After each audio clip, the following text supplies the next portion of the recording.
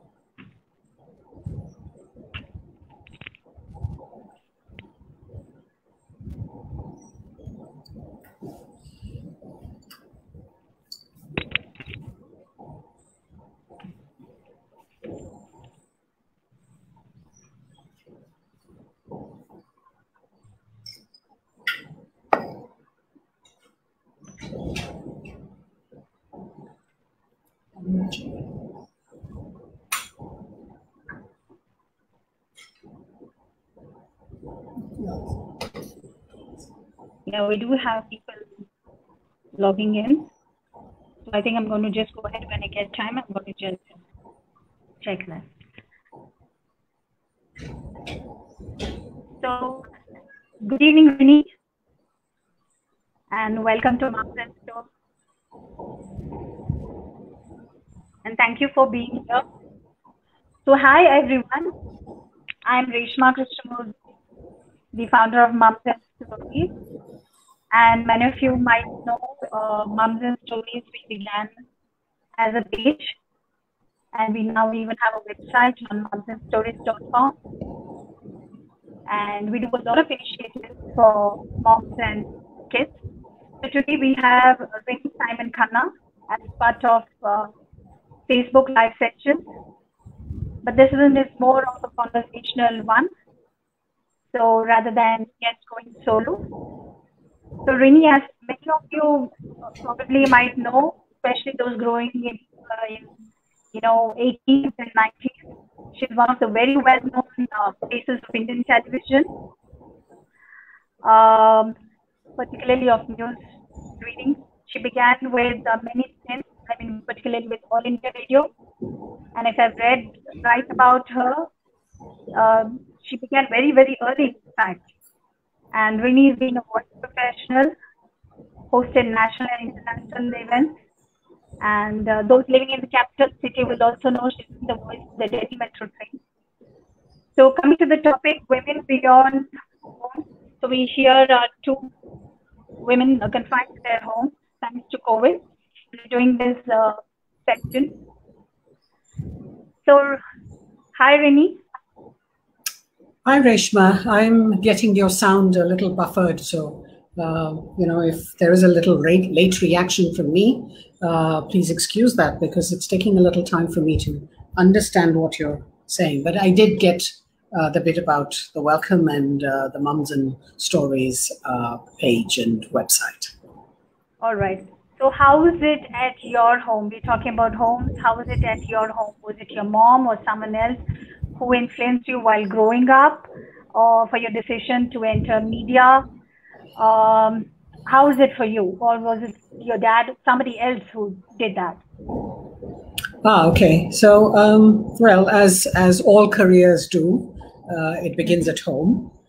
I had a father who was rather strict about language and learning and education. So he instilled great sense of speaking in public and speaking well, and enunciation and pronunciation. So he was very particular about it. And so from the selection of schools to everything that I took part in competitively was initially done because of his encouragement and his enthusiasm to see me excel in what I do.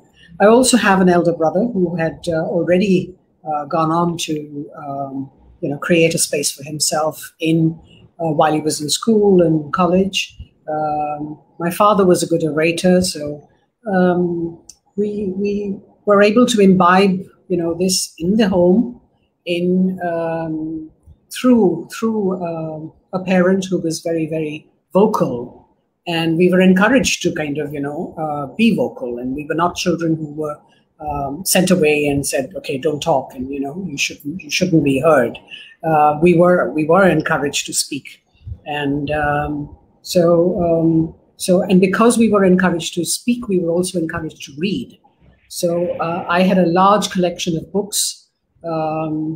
Birthday gifts would be usually books. I also had access to libraries, and so reading was very much a part of my growing years. Still is. All right. So do you think women need to be encouraged to work outside homes, or do you think it should be their decision?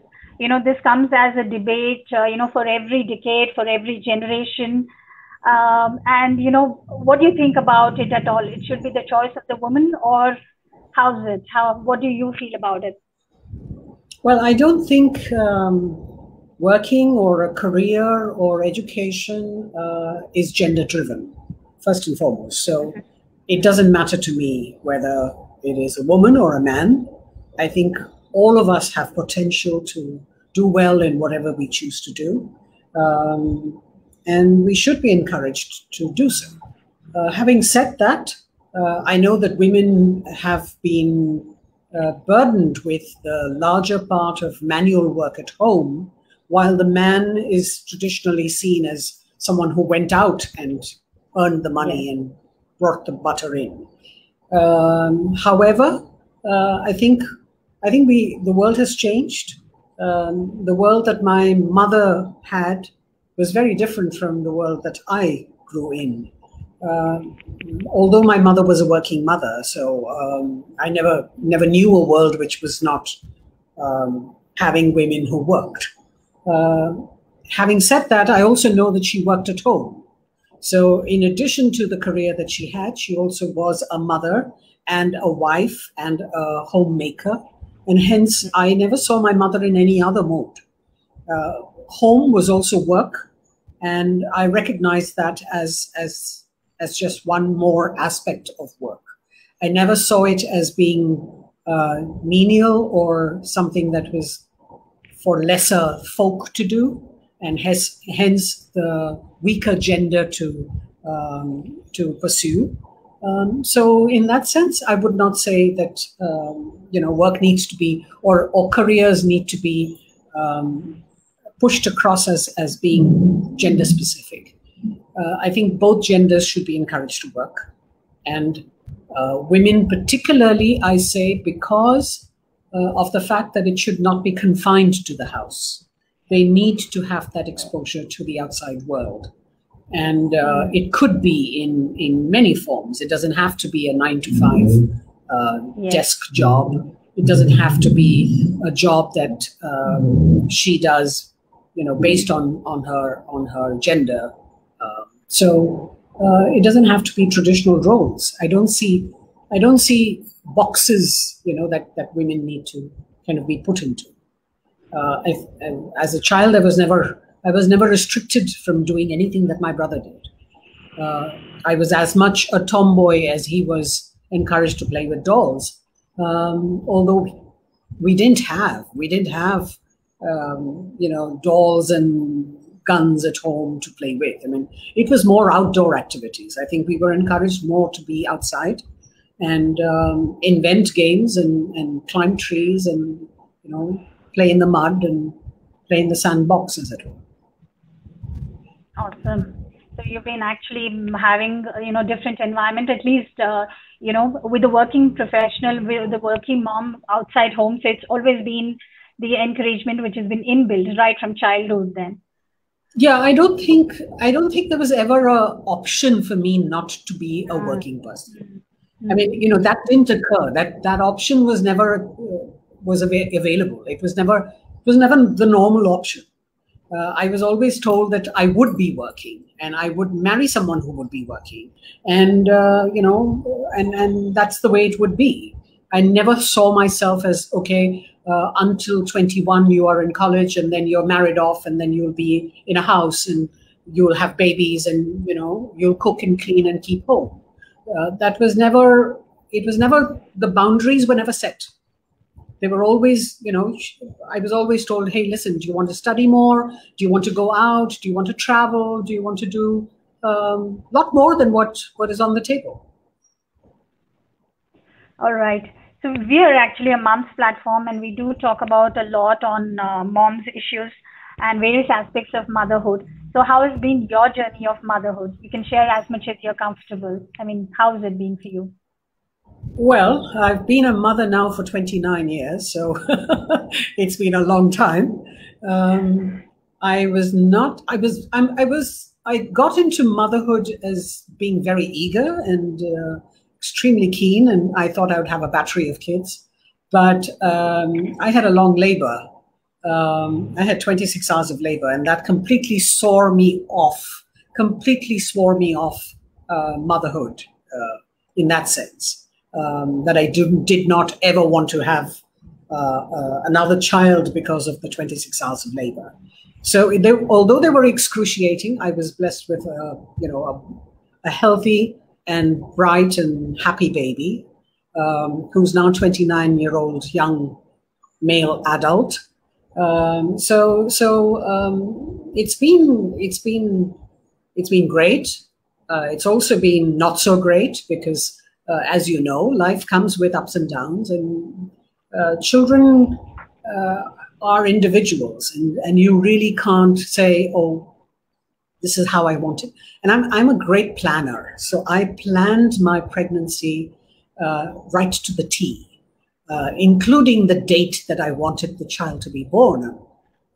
Whoa, okay. Yeah, so I went into labor on the 27th of November, and I was very clear that I will not deliver on the 27th. And I had a big fight with my gynecologist, my doctor, and she told me, oh, you deliver by 10 o'clock in the evening. And I said, nothing doing. I will not deliver on the 27th. I will ensure that I deliver only on the 28th. And by whatever means possible, I delivered only on the 28th. So I had planned pregnancy right to the last minute. I did not plan for 26 hours of labor. That was something that was thrown at me, and I couldn't do anything about it. But anyway, so having been a person who planned things and, ensured that I had a plan B in place and plan C in place, motherhood is a completely different ballgame. So you have to be prepared to tackle all sorts of situations, and everything doesn't come packaged with a blue ribbon and neat wrapping. So and boys can be a completely baffling kind of package, as it were. So I learned a lot through my motherhood. I learned how to be a better parent. I'm still learning. I don't think you ever stop being a parent, and you ever stop learning how to be a better parent. Having said that, I think there were some things that I knew that I would not want in my parenthood. For instance, I did not want a difference between communication, with my child, and I ensure that my doors are open, and that as much as I respect his mind, I also insist that there are some rules by which he should play. And so I am a strict parent. I had a disciplinarian, or I have a disciplinarian father, and so that continues with me. I'm very disciplined and very strict about some things, but I'm also great fun, and I love to have the downtime, and at least I think so.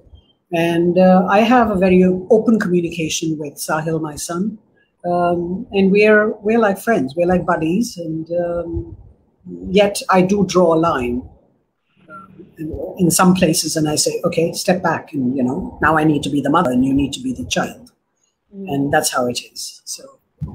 Yeah, motherhood comes, motherhood is very difficult. It's very difficult to explain because there are so many emotions that there are at play. You as a working mother, you're always worried that you're not giving enough attention to your child. As a stay-at-home mom, you wonder whether you're doing enough. Are you able to impart the values that you want to impart? And so there are lots of these conflicts and problems that you have to deal with and there is no set manual. It doesn't come with instructions. So each one has to work out their relationship as you go forward, and balance that with the rest of the family as well. So you've got a husband, you've got in-laws, you've got your own parents, you've got your siblings. All that has to be balanced. So I think it's a lot like how you would deal with life, and some of us know how to do it, and some of us don't. So it depends on what is dealt out to you. Absolutely.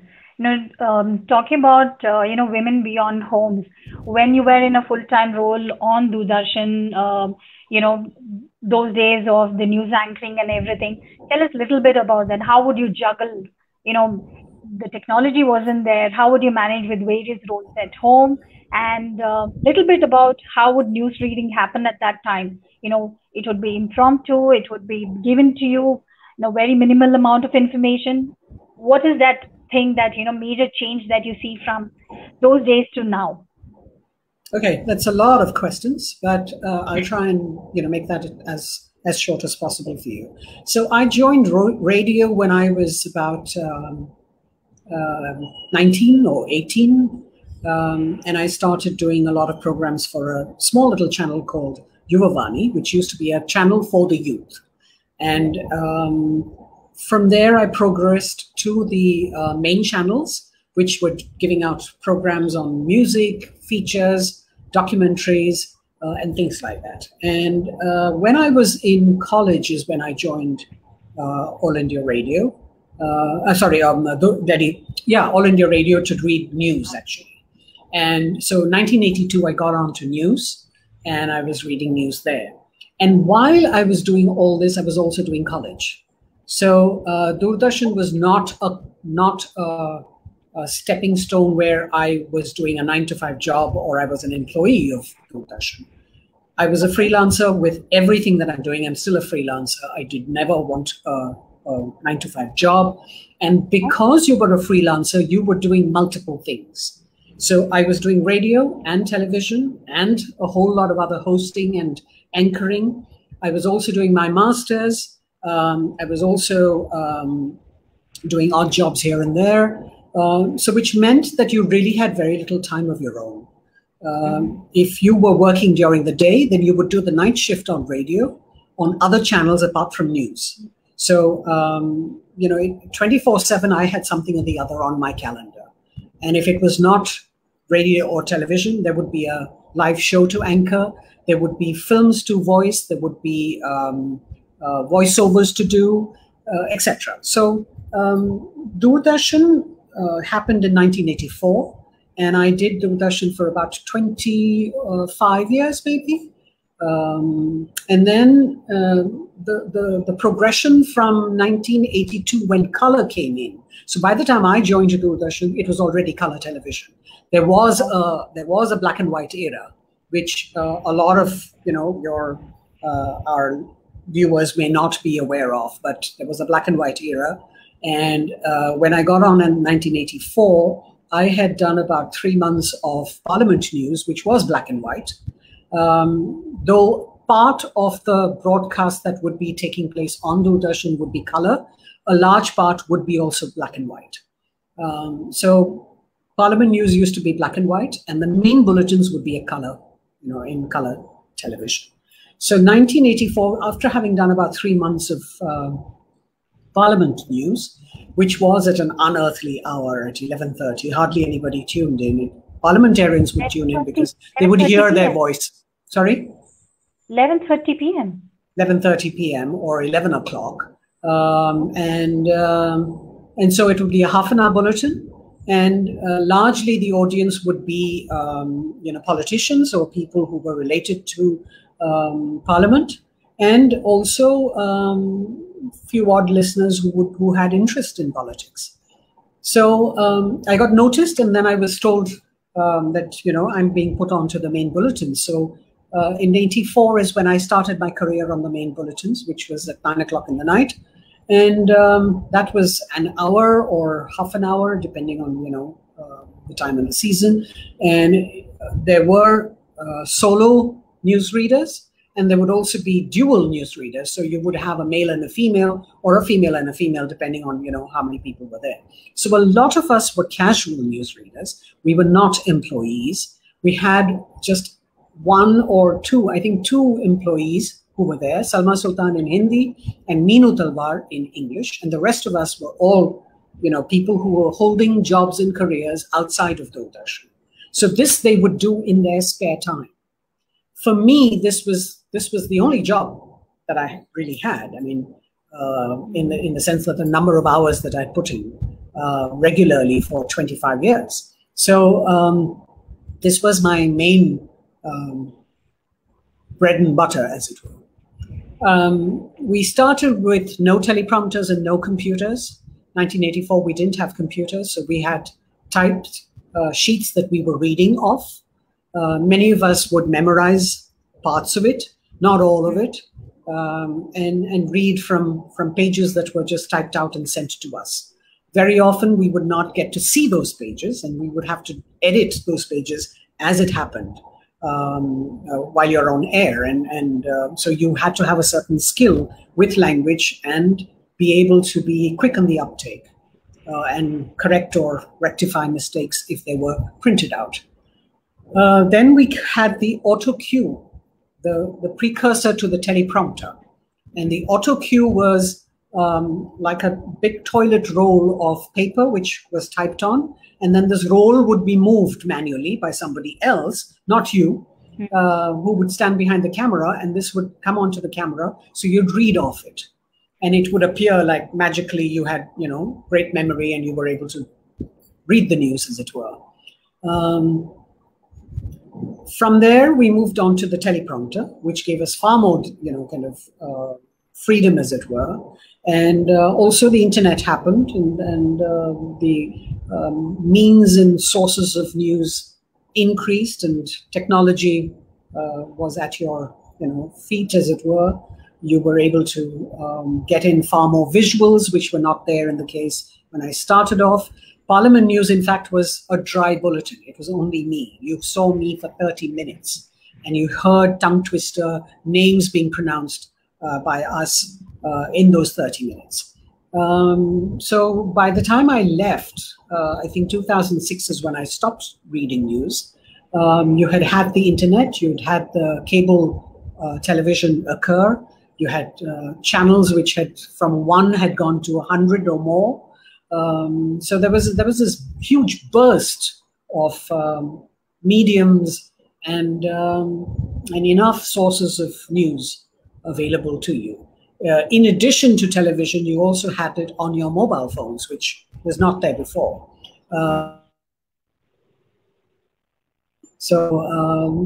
Lots of new technology had already come in. Transition, I don't think it was difficult for us. I think it was far more tougher for us in the initial days. With very little that we had, we were able to give you so much more. And I think that was commendable. Today, you don't need much skill. You can just, like you and me are sitting and talking here, you could do a complete show sitting at home. Yes. And you don't have to be particularly gifted or talented to be able to anchor that show.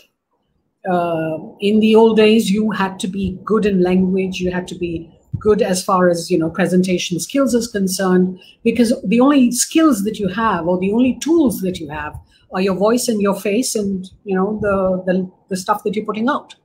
So you can't make cake if you don't have good flour and if you don't have, eggs and butter and sugar.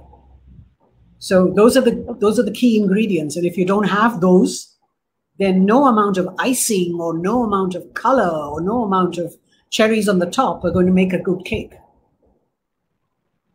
All right. So we're speaking about voice careers over here, and you've been all throughout in various formats, in radio, anchoring, corporate events, national, international events, and all these. What you would want to tell for working professionals who probably the RJs and the VJs and all these people or the newsreaders or whoever it may be, the youngsters particularly, when they are attempting to enter this, is this a long-term career or do they need to reinvent themselves very often? Try alternative mediums, be on all streams. What is it that you would say to them? Difficult because it's like telling your child that you really don't need that BMW bike. You just need a simple cycle if cycling is your aim, right? It's very difficult for somebody to now restrict choices and tell a VJ or an RJ or an anchor that, hey, don't do this and don't do that, because this is a generation that wants to do it all and has the shortest attention span. So while I'm anchoring a show, I also want to be heard, and I want to be seen, and I want to be able to crack a deal and book my next show, and everything must happen together. I must Facebook, I must Insta, I must be on television, I must be everything. So it's difficult. But my biggest, I think my sincerest advice would be, if somebody wants to get advice, would be, first and foremost, do your homework. Be thorough with what you want to do. Don't just wing it. Most of the people who are there are just winging it. And that doesn't give you professionalism. That doesn't give you proficiency. You can know English, you can talk English, but if you do not study English and if you don't understand grammar, then there is no way that you can be the long horse. You're just going to be the horse that does the short races. So I say go back and do your homework. I think that is, for me, the biggest thing. So a lot of the people who do, say, for instance, voiceovers. I have a lot of people who are there who do voiceovers because they can do that in 30 seconds. But give them a script for an hour and they start faltering. So you're not able to hold it because you don't know when to enunciate, where to modulate, how to stop, don't breathe, where are the pauses going to come? How does it sound friendly even after an hour? How can you make sure that your voice is young? Those are skills that you need to learn. And that can't come if you have a career that does only jingles or that does only short advertisement voiceovers. No, it doesn't. It doesn't come that way. So it's the difference between someone who is like, say, Amin Sayani, who was a veteran of radio, or a Lata Mangeshkar in the voice industry, and then you compare Lata to someone who's just a newbie, and you expect her to have the same knowledge or the same life experience as Lata. That doesn't happen. It doesn't mean that, okay, without experience, you cannot be good at what you're doing. I'm saying that just better the skill that you own. So if you think that your forte is doing 60 minutes or 30 seconds, then make sure that you concentrate on that and master that.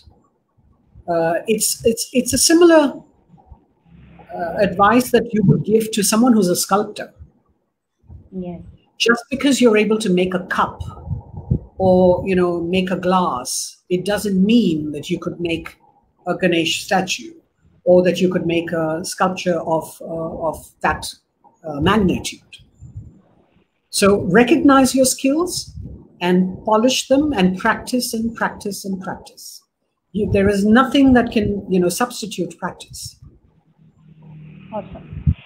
Now, you've met hugely inspiring personalities, right from Srimati Indira Gandhi to, the Dalai Lama and so many other eminent personalities. Any particular instance that you can, share with us, something which was maybe you were in awe or stunned, something which happened in a few minutes and you were very happy meeting the person. The person was exactly the same way as you had read about him or her, or, whatever information you had?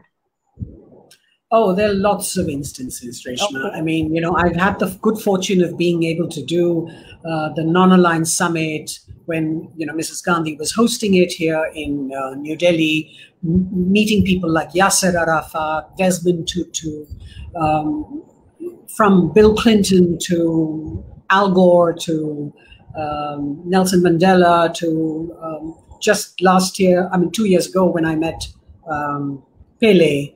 And so the range and the kind of people, and whether it's Pandit Ravi Shankar or Bhimsen Joshi, or the number of people and the kind of people that have been able to kind of just get a peek into their lives and meet them and share the same air with them and speak to them. It's fabulous.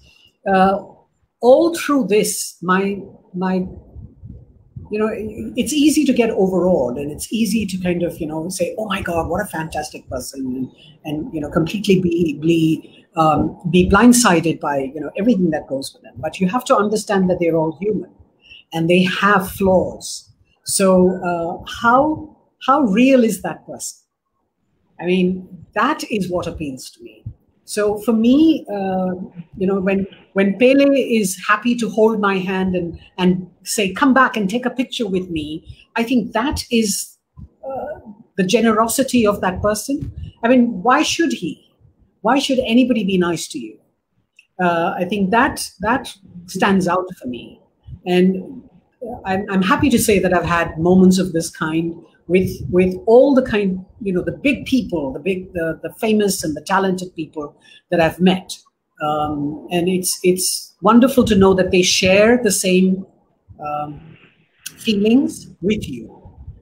It's also because I think you don't put on that aura of being somebody, I've arrived and I'm so-and-so, and, you should know me, and that sort of a thing. I think if you're humble and the other person can recognize that humility, it comes across better. All right. So lots of people. I don't want to name one, but I've had memorable moments with many, from politics to art to culture to sports. It's been a fantastic journey.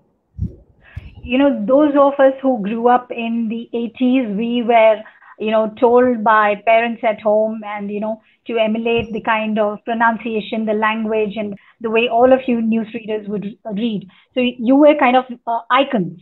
So for you personally, has there been an icon, or again, particularly woman icon, or there have been far too many even in that front? Well, icons keep changing. I think for my generation, it's been there've been a lot of people. I don't know today. Whether my son has a icon he follows, or whether his friends have icons to follow, because I think for them it's very short-lived. For us, we would follow the person. We would actually follow the career path and figure out, okay, what was he like and what did she do, and or even try to think about what would so-and-so do in my situation. And that is very different from today's iconography, as it were. A lot of people, just follow you because they like you. It may not be that they understand your philosophy, or they understand where you come from, or what is it that you're trying to portray, and what are the features that they like about you. So for me, I have had icons, but a lot of them have been very strong women, from Mrs. Gandhi, who I still admire, to someone like even Sonia Gandhi, Sushma Swaraj. These are all people that I've kind of grown up and listened to, and you wonder, my God, how did this happen, and who are they, and how do they think, and how do they conduct themselves, and you always want to be similar to them, or at least be able to emulate a part of their thinking and philosophy in your own life. Yeah. how did they conduct themselves? That's probably one of the last questions I have. In an increasingly online world right now, where can one draw, being the professional and personal life, so much we are sharing, even for celebrities, it's so much of scrutiny to them. So what do you think for, what do you have to tell people? There is a line that we draw, or it's anyway, everyone's sharing a lot of things. I think that's a personal choice. I think we live in a large and wide enough world for us to be able to exercise those choices. My personal choice is to keep my private private. My public life, whatever it is visible and available there for people to scrutinize and talk about and also criticize. And I think a lot of us have to be kinder to ourselves. When in my initial days of in my career, I think I was far tougher with myself, and I would not take criticism easily.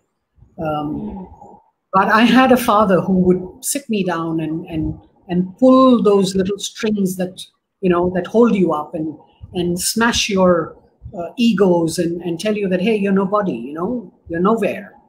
You need to get back and sit and do your homework again, and don't think that you've arrived. So there has to be somebody in your life who keeps, pinching your bubble and pricking your bubble and ensuring that it doesn't get to your head. It's very easy today. You've got YouTubers who are stars. You've got rap artists who are stars. You've got silly things like even just unpackaging stuff and making you a star. So, what is this that you are running after? That 5 minutes of fame, is it sustainable? Is it something that will feed your ego, or does it feed your soul? These are questions that you have to ask yourself. And I think, like you said, celebrities or people who are in the public arena draw those lines for themselves. And they know that, okay, beyond this is not something that is going to help the soul. And you need to drop that at some point and come back and be the real you. This is just Maya. This is just, a facade. And although I say that, but I also know that, the world that I have occupied is not a facade, because I've been a newsreader, I've been in the news, I've been live. It's something that is not make-believe. So what you see is actually what you get. There isn't a different Rini. But at home, I'm not treated as Rini the newsreader. I'm not treated as Rini the person who's on television. Yes, they acknowledge that, yes, you are somebody on television, but that's it. You can't call, shots because of that. I have to earn my shots at home. I have to be a good mother, and I have to be a good cook, and I have to be a reasonable parent, and so I can't just say, hey, I'm so and so, and you can't disagree with me. And mine is gospel truth. You have to kind of draw the line somewhere. So in that sense, I would say that everyone has that choice. You could be a television star, but how long are you going to be able to live in those lights? You can't sustain yourself for long. All right. Lastly, what would you want to tell women out there, moms particularly, because we are a moms platform, and what would you want to tell moms? It's a thankless job, but it's a job that no one else can do better than you. Wow. You are the best that you are. And I remember when I had Sahil 29 years ago, my mother said, you could be a wife temporarily, you could be a girlfriend temporarily, you could even choose to be a daughter temporarily. You could walk away from this. But a mother, you are forever. Because there is no way that bond is ever going to break. So your child could be with you or without you, but you are never going to be anybody else but the mother of that child. So I think mothers have a very important role, far more important than fathers. We are the foundation makers. We are the people who, nurture that seed. and you can make or break lives. And because you can do that, because you have that magical power, you need to take yourself seriously. But at the same time, you need to also allow yourself to be, as human as possible and as flawed as possible. So allow yourself that time when you feel that, hey, I didn't do well with my kid. I screamed or shouted at him or her, but it's okay. It's all right. You're allowed that time, and you can sit and reason that out with yourself. You can be better, and you can make things better. There's always this thing in your head. I mean, you would cry if you fell down, and you'd run to your mum because you know that your mum will make you better. And that magic never fades. That magic stays. I mean, even today, my mother is 83. She will be 83 on the 27th of July, and I seek her in my low moments, in my high moments. There's always that. It doesn't have to be, oh, mom, I need you. It just has to be a phone call to say, hi, mom, how are you, and what's going on, and that's it. I don't need anything else. I just need that little reassurance that I've seen her, I've heard her, I know that she's well, and all is good. It was, in fact, a letter that you had penned. I think, that's how I had reached out to you. That's right, yeah. Yes. All right. Thank you so much, Rini. I think, as you're saying, as the bond is magical, having you here was also magical for me in particular. Thank you so much, Reshma. Thank you for the idea. And I hope that, more moms come out and do more stuff. And I think mothers are magical. Mothers are really magical. On the last, line, what you mentioned, there is a comment I can see Sunita raised saying that it's true. You can choose to be, in different roles for temporary maybe, but being a mom is something which will not go away. Yeah, that's true. That's true. All right. Thank you so much. Thank you. Bye. Thank you. Bye-bye.